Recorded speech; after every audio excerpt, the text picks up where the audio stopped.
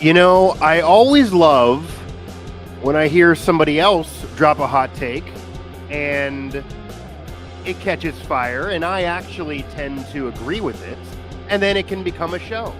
So that's exactly what's going to happen here on this evergreen type edition of Mic Drop, made possible by Believe, available everywhere you get your podcasts, and also on SiriusXM.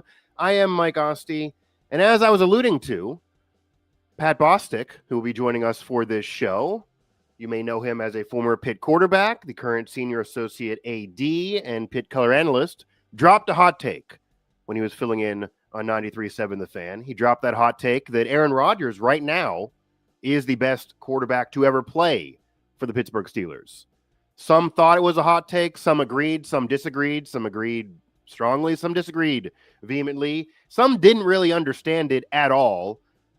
As I teased, I actually do agree. So anyone who knows me probably knew I already agree, even though maybe not the biggest fan of Rodgers throughout his career, but on this take, I do agree. So I'm going to bring Pat on to discuss this further, get more of why he feels this way, and then maybe unpack more about our overall thoughts on the comparison career-wise of Aaron Rodgers, Ben Roethlisberger, and Terry Bradshaw, because that's what we're really talking about here. And again, the best quarterback to ever play for the Pittsburgh Steelers, not necessarily just off of what he did as a Steeler, because obviously then 1 year of Aaron Rodgers, especially on the heels of the game we are talking right now, would not give him the honor. We maybe will talk some college football. Obviously, Pat is able to discuss some college football, so we maybe will jump in to some college football as well. First things first, Pat, thanks for jumping on here. Appreciate how have that, you how have you been? Obviously, I imagine you're in a good mood with game day coming and everything you have going on there with yeah. Yeah, things are going well. Looking forward to obviously a big week and all the bells and whistles and big game Saturday. Mr. McAfee coming into town, which is a big deal. It's going to be a lot of fun, and it's important. Football in November is what you sign up for. So here we go. 100%. First time game day in Pittsburgh in 20 years for a Saturday game. Obviously was in Pittsburgh on a Thursday for the return of the backyard brawl, but it almost felt like that was an addition. They were already going to be in Columbus. Why not stop by? They just kind of stopped by on the way, but it does count. But yeah, first time for a long time. So you and Pat, I'm sure also the other Pat will have a nice conversation. You have a weird connection that I'm sure all the fans of both West Virginia and Pitt are well aware of. We won't get into all that right now for certainly all the West Virginia fans that do follow me and are watching this as well, but maybe we'll talk some college football at the end here. But why I brought you on the show is because you did drop the hot take that I alluded to, that Aaron Rodgers is the best quarterback to ever play for the Pittsburgh Steelers. I even saw former Pitt man as well, and Doran Dickerson, kind of his eyes immediately opened and, couldn't believe that you would say something to that level, and he went Terry Bradshaw. Where many maybe would go, you could argue Big Ben if you're talking the two of them, whether you want to go to championships or individual numbers. Obviously, Big Ben's more of my generation and what I watched. But you went Aaron Rodgers in terms of the best to ever play for the Steelers. Just first off, what made you go in that direction? Why do you believe Aaron Rodgers is the best quarterback to ever play for the Pittsburgh Steelers, just generally speaking? Yeah, I mean, so first of all, how I said it, and I think this is where you and I probably agree, Mike, I said he's the best quarterback to ever wear a Steeler uniform. Right. I didn't say he's had the best career as a Steeler, that his accolades as a Pittsburgh Steeler will come even close to Ben, let alone Terry Bradshaw. But to my knowledge, he's the only 4-time MVP to ever play quarterback for the Steelers, and one of the only 4-time MVPs in the history of the game. Not named Tom Brady and probably someone else I'm missing. So I just think his career. Yeah, Peyton Manning. Yeah. Peyton Manning career far exceeds as a quarterback that of not too far removed from Ben, but he's certainly in a different echelon than Ben, in my opinion. You look at his touchdown, he's thrown almost 100 less interceptions. Yeah. Career, more touchdowns. Obviously, Ben's got 2 Super Bowls, one early in his career, and then the who can forget the 1-0-09. Those are certainly Hall of Fame accolades, but to win 4 MVPs, to play the game the way he did, to throw the ball with the ease and variety and power and all of it is just. I think he's one of the best to ever play the game, and even despite the performance last night, which was pretty ugly by his own admission, sure. He does stuff that I don't think a lot of quarterbacks that ever played could do, and that's why I say that. Yeah, certainly Rodgers in his prime was something else for sure, and that leads him to those MVPs. Again, talking with Pat Bostick here on Mic Drop with Believe and available on SiriusXM, talking Rodgers as the best Steelers quarterback, well, the best quarterback to ever play for the Pittsburgh Steelers, the best to ever wear a Pittsburgh Steelers jersey. Yeah, you do have to add the clarifier, and I think maybe Doran didn't get it originally and then went down in that direction and kind of knew what you were saying. And it also goes into how you evaluate the position overall, and when maybe you do all-time ranks that sports fans, media members, we all like to do all the time, certainly in our downtime. And, nothing's really in stone, but depends on how you evaluate things. When you mentioned that Rodgers is, in a different class above Big Ben, maybe some Steeler fans would even feel some type of way about that. The interception touchdown ratio obviously is a big advantage for Rodgers, but the overall yardage, Big Ben is right there. He does have one more ring. And the 4 rings is what Doran brought up in favor of Bradshaw even if you're arguing Bradshaw over Ben. I actually would argue Ben over Bradshaw, which is a hot take for some. And it sounds like maybe you would go in that direction as well. How do you evaluate this? What's your criteria? What do you care more about? You're a quarterback that we opened up. You're mostly known for a big win more than the stats. But it sounds like you're more evaluating off of the individual play than necessarily the winning, because Rodgers does have the 1 ring, but he's also kind of known for not being the greatest in the postseason and having playoff failures and having MVP years where he then would turn around and have games way below that level in playoff games they were favored in, and then they would lose early. For some, that would ding him off of an all-time top 5, top 10, or Ben would go ahead of him because Ben has had maybe more playoff moments than Aaron Rodgers. How do you evaluate a quarterback when you're doing a ranking like this? Yeah, I mean, listen, they're both elite. This is picking between 2 just outstanding players. I think that, and there's a case to be made for Ben when it comes to clutch performance, and his ability to deliver in the playoffs. And obviously he had to go up against Brady more often and Manning than Aaron did on the NFC side. But for me, it's more the eye test. It's more the physical tools. It's the efficiency. Ben obviously was a big risk reward quarterback. For Rodgers to be able to have the big play splash and mobility that he doesn't have as much anymore, obviously in his 40s, but he was an elite athlete. I mean, as close to Patrick Mahomes is more like him than probably anybody ever. Sure. And I just think he brought that to the position with the technical efficiency of a Joe Montana or a Tom Brady. He put Brett Favre and Tom Brady kind of together. He didn't reach the level of a Brady from a ring perspective, but there was just so much that he did, knowing the position, having played it. Ben strip tacklers off of him, shed him like a bead of water off his back, run around, spin around, and make plays. And obviously, as his career got older, that longer, he got rid of the ball faster. Rodgers just did it all, man. And that's why I say that. And his highlight tape is as good as anyone you'll ever see, bar none.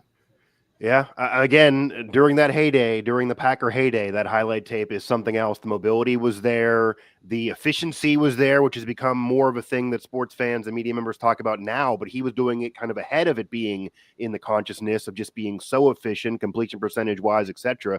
The comp to Mahomes is right there, because Mahomes had that game recently with his first game under 50% completion percent. He was at 44 in that loss to the Bills, and that was such a rarity that it was a headline story by itself. Rodgers was a quarterback like that during those prime years. How much does his playoff failures, and say, for example, if he does not end up leading the Steelers on a deep playoff run, and certainly that's up in the air to be occurring, dings him for you if you're doing a top 10, top 5 list? If, say, he had a few more rings because he was on great teams that could have won more, and say he did that, he could argue maybe as the GOAT of the sport even if he didn't get to 7, how much does having only one and have it only be the one appearance and having playoff losses where he admittedly didn't play well, does that take him down notches if you're doing a GOAT ranking? Yeah, I think it does. I mean, there's no question. And for Ben too, it does. I mean, yeah. Listen, he again had to go head to head, as I said, with Brady and Manning more often. But for Rodgers, you can't put him ahead of a Brady. You can't put him ahead, obviously, of a Peyton Manning even.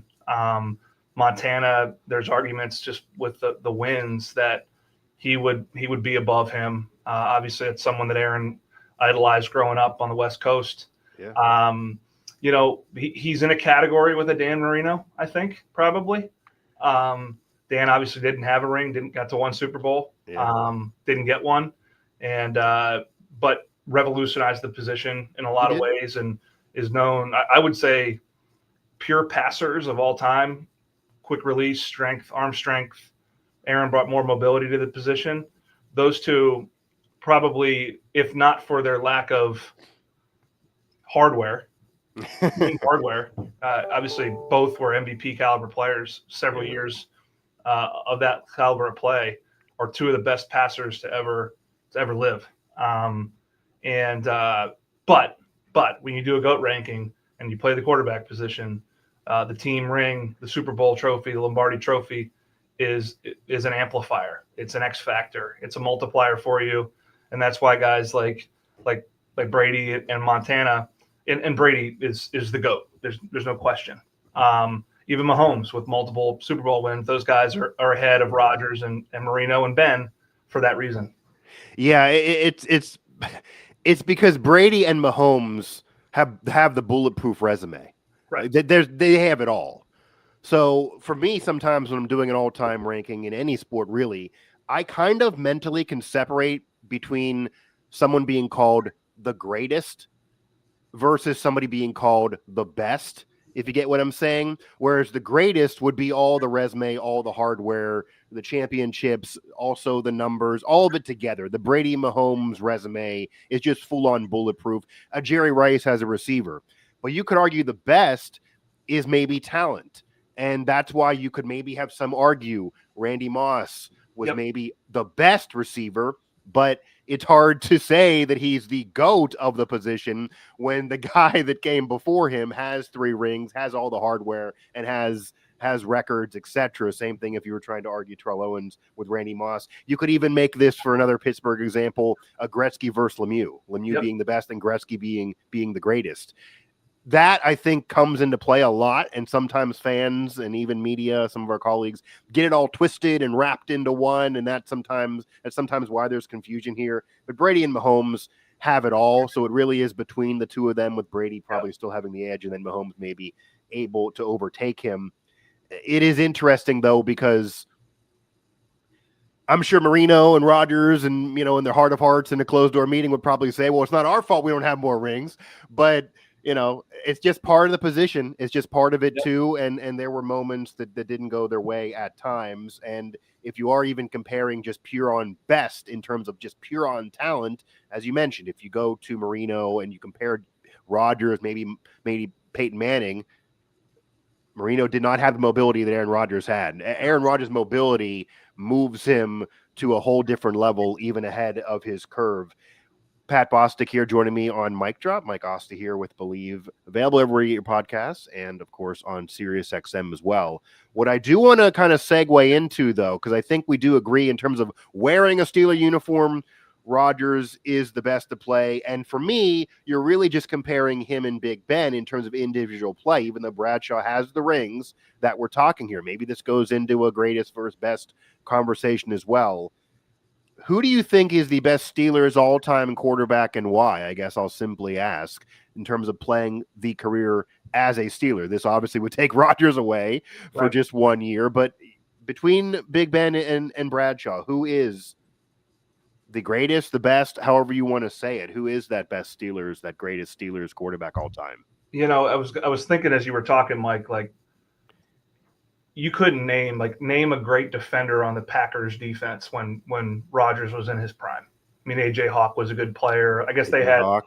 Charles Going to McAfee's co-host. Yeah. Charles Woodson later in his career. Clay Matthews. Yeah. Yeah. But yeah.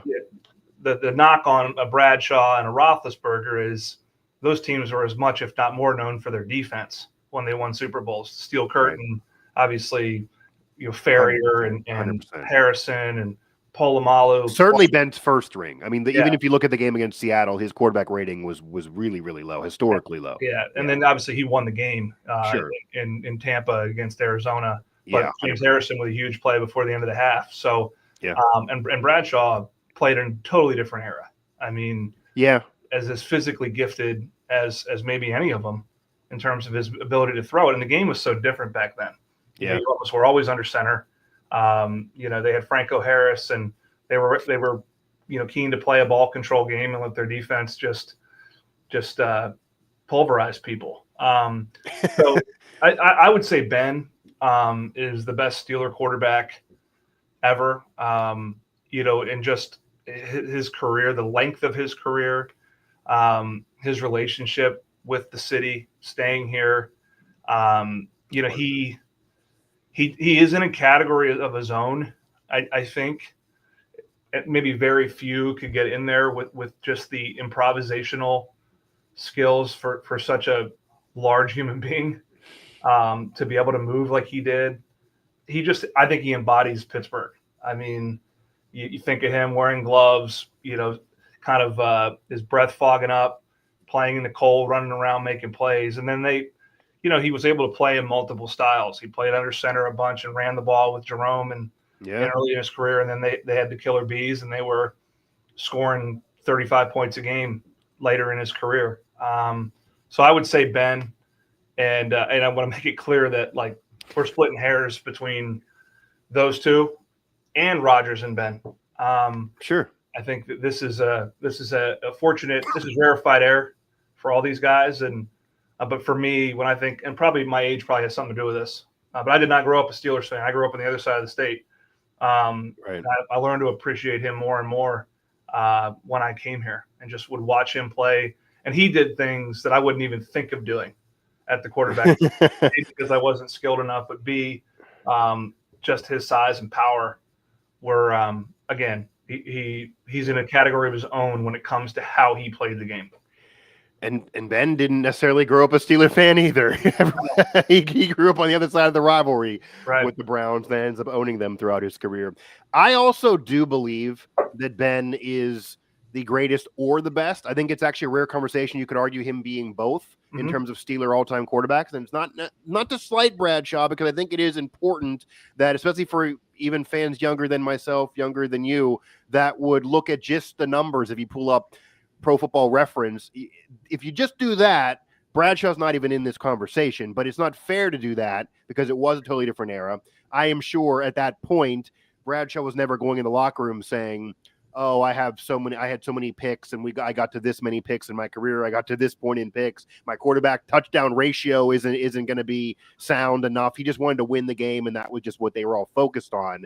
And there were rare quarterbacks in that era that even had stats that would compare. That's actually why there are some really old heads that still argue Johnny Unitas. Because if you look back then, Johnny Unitas' stats would compare to today, that he probably would be in the Hall of Fame off his numbers from then to now. He doesn't have 60K, but when you're 40 plus at that point, they would translate to 70K now.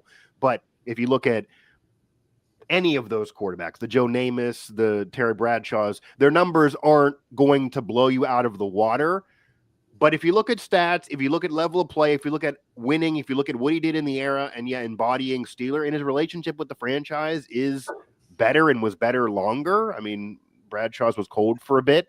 I think that does give Ben the edge. What I will do for the purpose of this, though, the argument, and I want to see your responses here, for Bradshaw would be, as I said, and as you said, you can't fully lean on the stats because the eras are different. Right.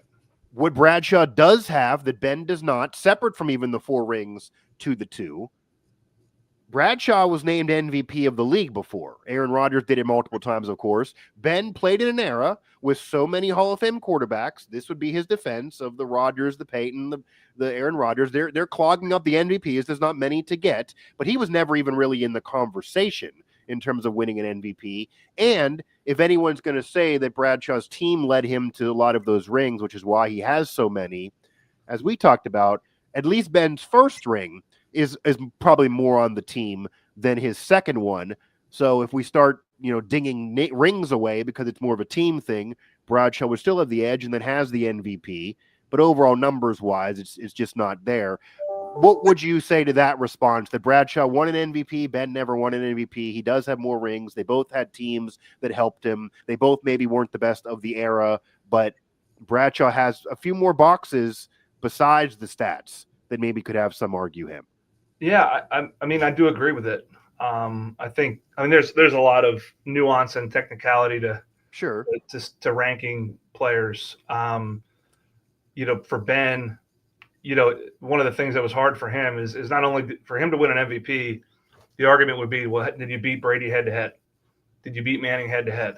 That was always a thing. Whereas if he was Drew Brees or Aaron Rodgers playing in the NFC, he didn't have to beat them until the Super Bowl, right?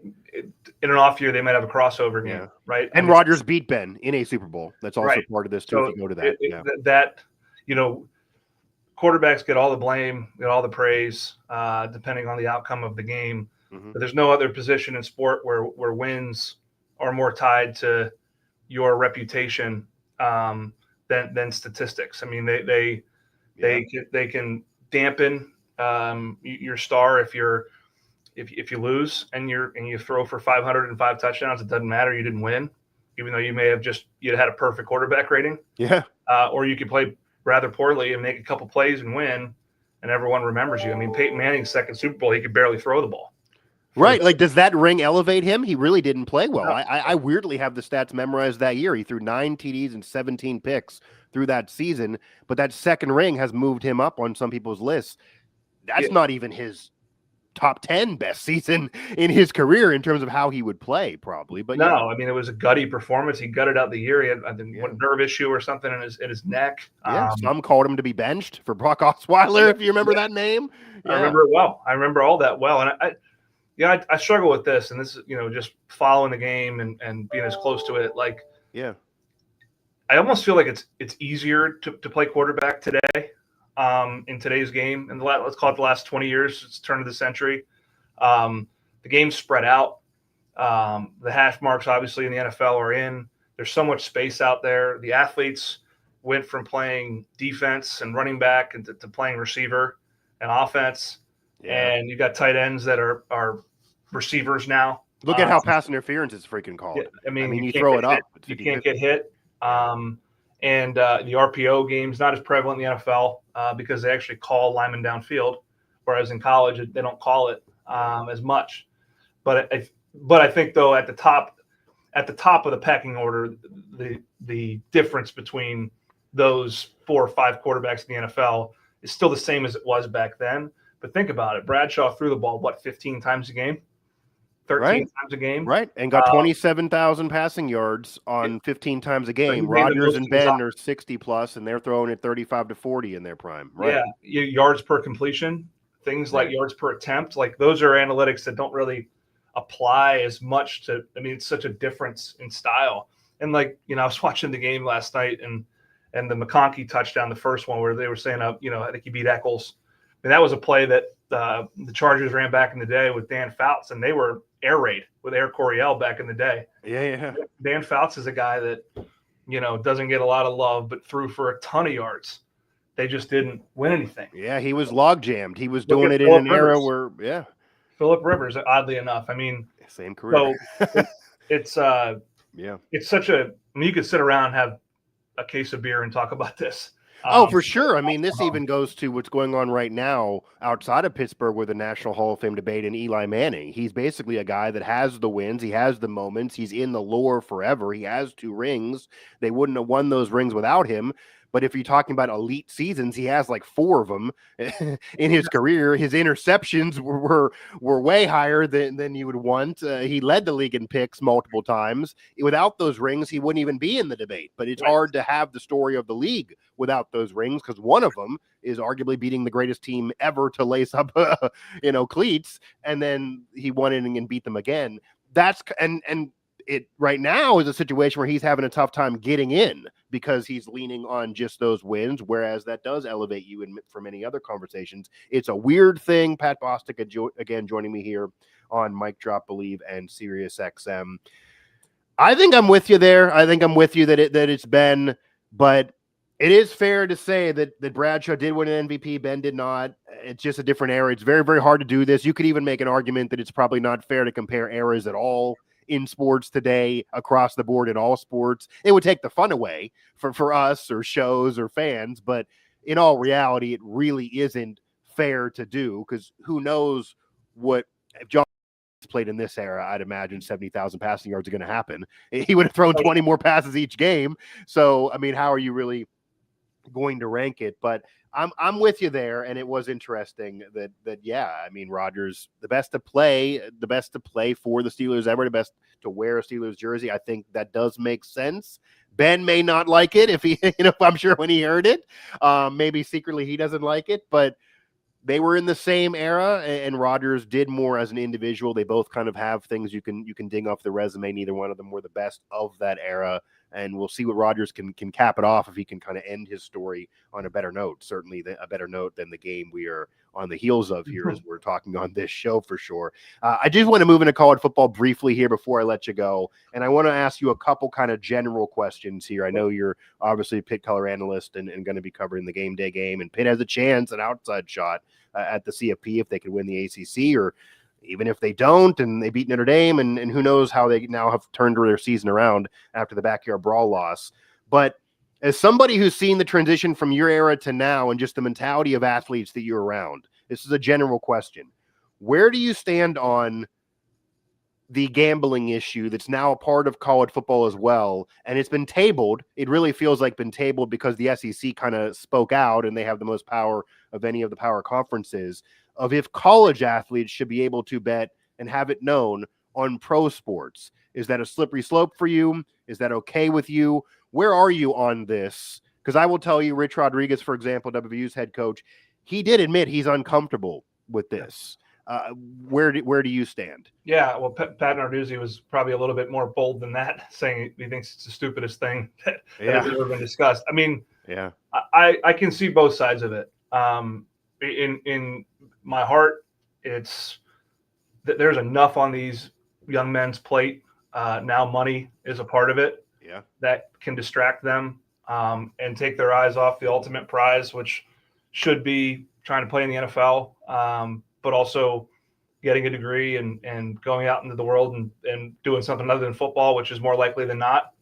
Gambling is they're in I think a very important phase of their life. They're 18 to 22 years old, and you develop habits during that time. And I do think it's a slippery slope from that standpoint. It can be a distraction that can damage people for the rest of their lives when they're in a very vulnerable state, right? They're very impressionable at this age. The other side of it is there's billions and billions of dollars in that community, right? There's so much in it. And there's also, I'll take a step back, the enforceability, the going after athletes for, mistakenly put a bet in on a pro game, or they put a bet in on a pro game. Like, what, is that something the NCAA should be spending its time on? But you start getting, the more accessible it is, the more potential there is for, I pushed the wrong button. I bet on a college game. Right. You know it's going to happen. It'll happen. All of a sudden, a kid makes a mistake. Yeah. And they're getting indicted. So it's, yeah, I think it's a slippery slope. I think that I see both sides of it. I want to believe that they're mature enough to deal with it and to compartmentalize it and to have fun with it, like most adults do, frankly. But I also wonder if we're putting way too much on their plates at a point in their life when they still need some structure and guidance for where they're going. And that's the dad in me, probably.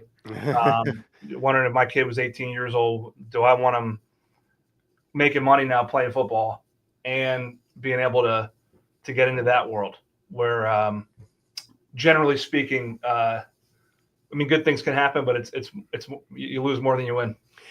Not only do you lose more than you win, it's such a slippery slope that you kind of alluded to this. It's not so much that, okay, you can be suspended or maybe you won't get drafted or it'll hurt your value. As you mentioned, if you hit that wrong button, or maybe you get persuaded to do it intentionally, because as you know, even if the kid has the right intention, there's a lot of bad people out there that are going to say, okay, now you have access to this. Click over there. Yep. Tell me what's going to happen. Tell me if your teammate's playing or not, because again, going to these coaches that we're familiar with, they like to kind of massage the injury report as much as they can. The players know who's really playing, even if media or fans don't know yet or they don't want it announced. This is part of the issue in the NBA, that there was a Chauncey Billups, a Hall of Famer, a coach, other players kind of saying, yeah, this guy's not going to play, way before anybody should know or it was out there. And then you place a bet. It might be an issue prop bet wise more than betting. But if you get persuaded, if one 18-year-old gets persuaded to go a bad way or it's accidental, you could end up in federal prison. I mean, this is not about sports now. You could get indicted. Obviously, the government's going after these guys. This could become a major ordeal. So you now are making that into a situation that would be, you're dealing with even younger kids. Whereas I don't know if anyone's going to feel bad for a 35-year-old athlete who ends up telling somebody whether their teammate's going to play or not, because that's supposed to be a mature adult. An 18, 19-year-old, even if they're getting money, that is a different story. But it also feels like something that you can't get away from. I mean, part of why we're here with the portal, especially, but even NIL, there was a group of college kids that kind of got together and said, hey, you got to give us some of this money. That number on the jersey you're selling is me. Everyone knows it's me. Or we got to have freedom. If a coach can leave, so can I. And then we got here. You imagine if they just say a hard no, that college players are going to get together. We're going to have a Northwestern situation again, and this is eventually going to get pushed. I don't even know, really tabling it for a few weeks looks like they're bowing down to the SEC, to be honest, because they spoke and all of a sudden it's getting tabled. Maybe it's off the NBA news, but it seems like it's pretty unavoidable. But there's going to be an incident. It's just almost inevitable. There's going to be a time where there's going to be a college player that's going to accidentally bet on college, or maybe you bet on even a pro team when you're about to get drafted by that team, or that team's already there. That's also going to be a slope. I mean, February, we're already in draft season. Super Bowl's being played. Are you going to bet on teams that maybe you're going to be on in a month or two? That seems a bit odd as well, but seems like unavoidable. Last thing, I just kind of a general on the CFP as well. I mentioned Pitt as an outside shot. I don't think it's going to happen for Pitt. Maybe you're more optimistic, but I won't go into that here. Do you like the current format of the CFP? It's even different than last year. Obviously 12 teams, but this year, if Pitt would say get in by winning the ACC and get over the real bad loss they have to West Virginia, and say they don't win out but win 2 out of 3, say they win the ACC and they get in, but that would not necessarily give them an automatic buy through, an automatic top seed, an automatic spot that you would even have got a year ago. People are already saying that the ACC champ would be it, and that nobody else from the conference would even get in, because the conference doesn't have the blue bloods at the top right now, or the top programs, whereas a year ago, just winning enough would be enough to get that spot to advance on in that top seed. Do you like how it was last year? Or do you like how it is this year, where they're kind of just ranking fairness regardless of whether you win a conference or not, and the best teams that they feel are deserving would get those top seeds? Yeah, I like where it's at. I mean, I can see expanding it. I can see keeping it where it is. I'm all for parity, and I think we're seeing that start to play out a little bit in college football. I mean, I was driving in this morning and listening to something, and they're talking about we could have a world where Indiana and Texas Tech play for a national championship. I know, yeah. And obviously Texas Tech was a team program down on its luck. They've got some nice oil money down there that's bolstered their coffers, and they've got a really good football team. Kurt Signetti is a WVU alum, obviously, and has done a heck of a job at Indiana. They beat Penn State last weekend on one of the best catches I think I've ever seen. Yeah. Penn State gave them everything they could want. But you're going to have this parity both within seasons and then I think from season to season, because frankly rosters are in constant transition. If you're lucky enough to keep your players like Indiana's done in year 2 and add to it, you can parlay, success in one year to another. And that's what I'm for in college football, because we're coming off of an era where the SEC took a stranglehold of college football for a very long time. The Big Ten, I still think, is a little bit top heavy. Yeah, I do too. And bottom part of the league don't like. I'm surprised Penn State's there, frankly, in the bottom of the league right now. They normally would be at the top. Talent is far superior to where they're seated right now.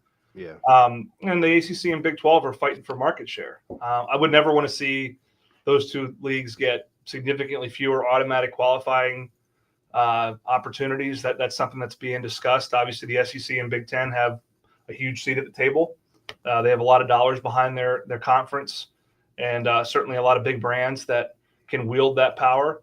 Yeah. But I really think we're getting into an era where you really don't know who's good till about October, because teams are still coming together, and anybody can kind of beat anybody. The ACC is like that. The Big 12 is certainly like that. I mean, look at your Mountaineers last week down in Houston. Yeah.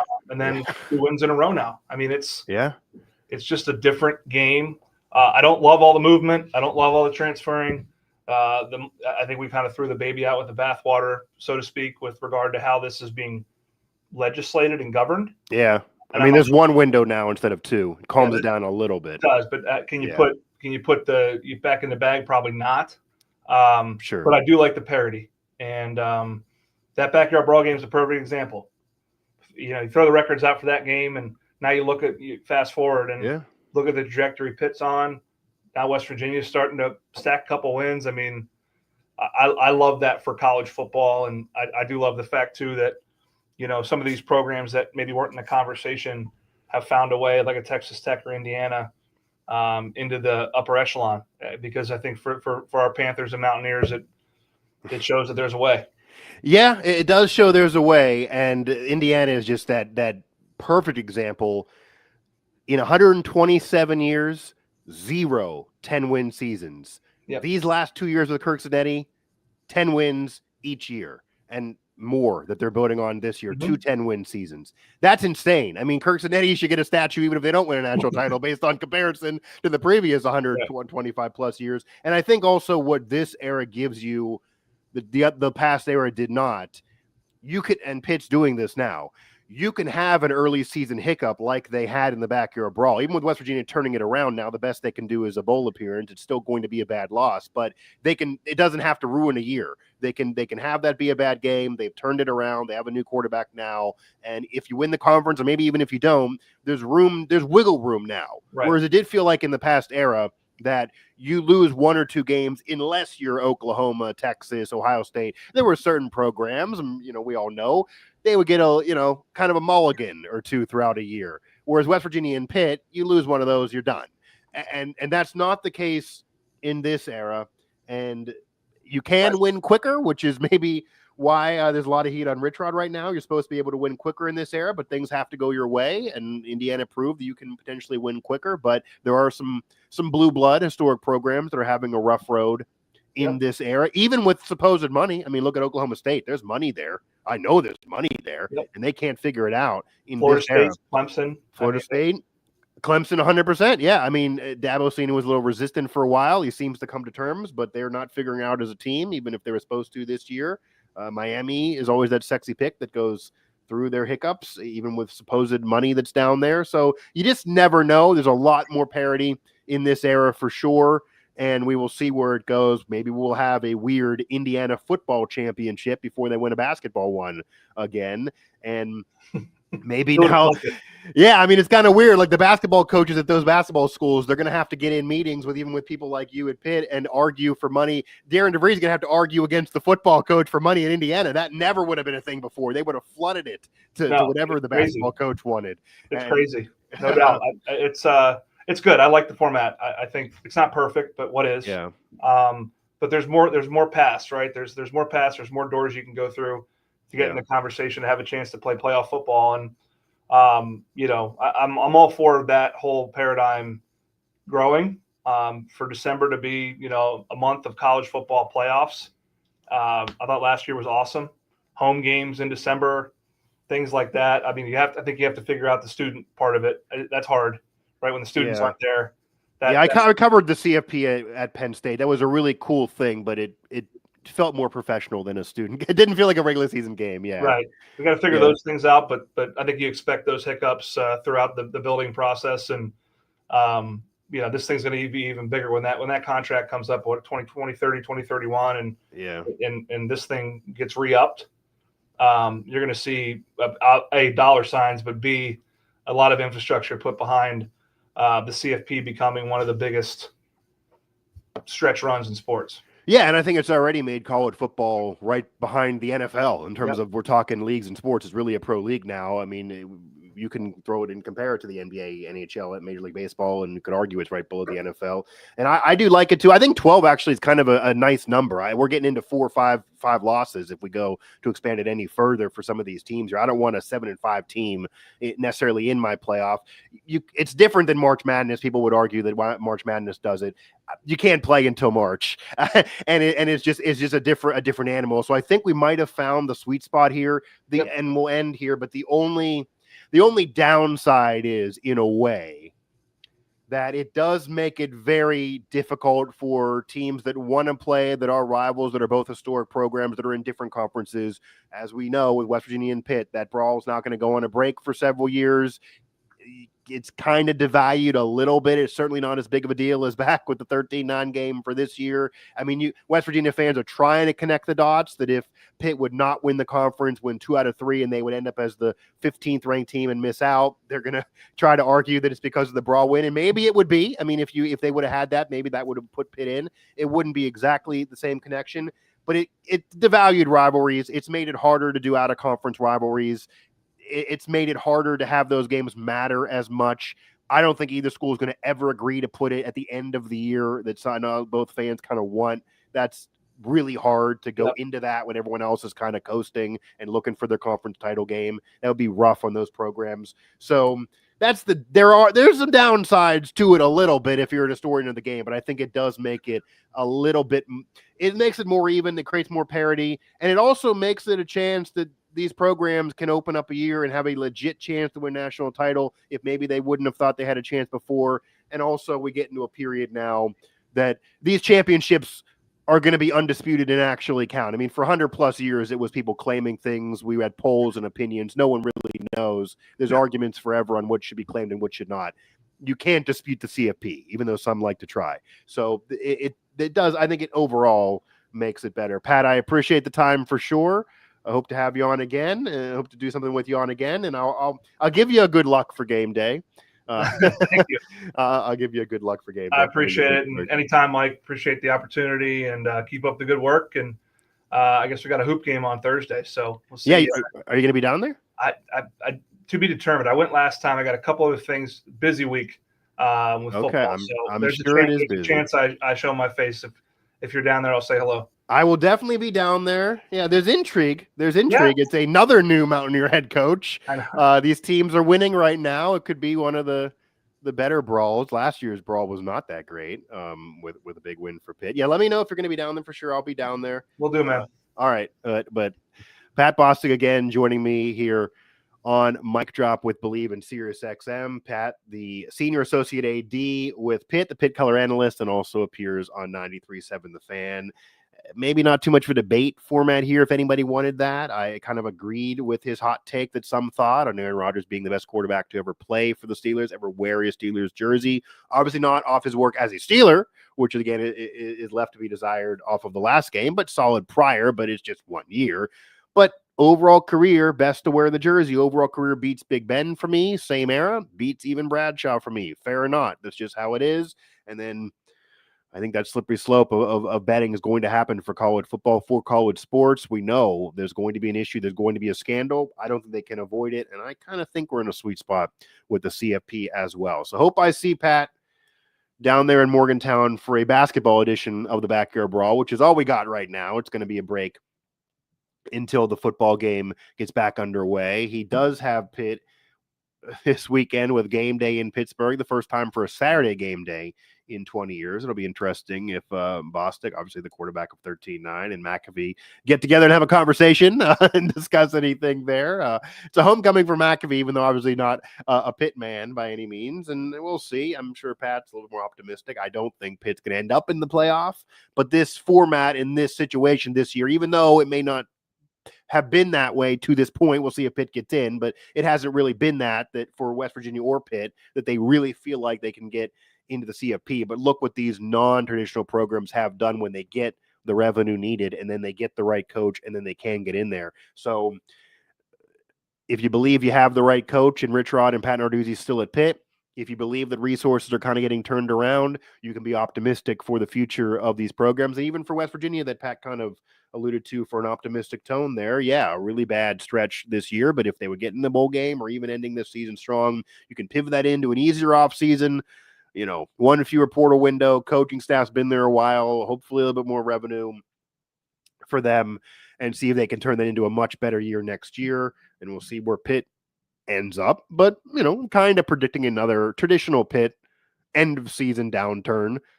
To be fair to this year, this is where they're facing the hardest teams on their schedule. I've yet to see them beat anybody really of note. We'll see if they do it against Notre Dame. We'll see if they do it the rest of the conference play. If they win the conference, even if it's a down year, they will get in, and then we will see from that point on. Again, thanks to Pat Bostick with Pitt Senior Associate AD and Pitt Color Analyst, as well as 93.7 The Fan. I am Mike Asti. That'll do it for this edition of Mic Drop here, made possible by Believe, available everywhere you get your podcasts, and, of course, also on SiriusXM.